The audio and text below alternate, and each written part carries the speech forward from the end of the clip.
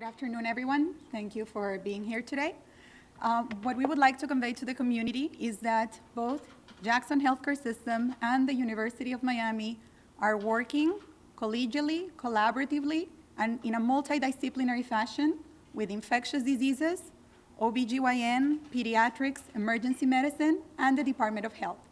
We're following the guidelines for the Centers for Disease Control and Prevention, for the care of our patients, and for the prevention of Zika virus in our community. We're educating our providers, our patients, and we want to transmit the message that we are prepared, that there's no reason to panic, that this is a disease that we will be able to manage, and we all need to collaborate and take precautions to control the transmission, in particularly control of mosquitoes. At home, each one of us has to take actions. The good news is that for those individuals who actually acquire symptoms from the disease, and it's only 1 in 5, so about 20% of patients who are actually infected with the Zika virus will actually show any symptoms. So fortunately for those individuals, those symptoms are actually quite mild viral symptoms. So they'll have a fever, usually not a very high fever, the kind of fever we typically see with dengue or chikungunya. And they'll have joint pain, arthralgias, and they may have some conjunctivitis or eye issues. And primarily it'll last from a few days to about a week, are the symptoms that we're having. Now, our concern is a two-point process. It is having had a travel history, so traveling within one of those 29 countries that are outlined currently by the CDC where active Zika transmission is occurring. So traveling, having returned from within 2 weeks of that travel area, of those countries, and having symptoms of concern for Zika, like I had mentioned, the fever, arthralgias, and the conjunctivitis.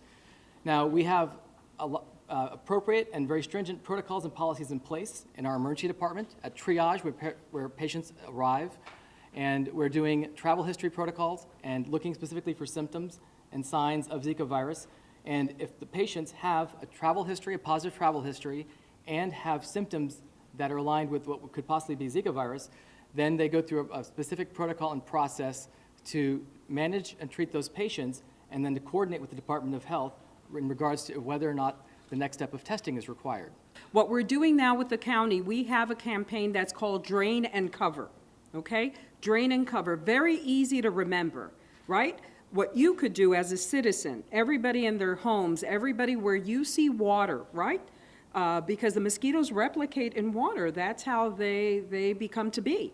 So it's going to be very important that you get the back of your homes clean. Make sure you have no standing water. You know, we love to have plants in the back of our home.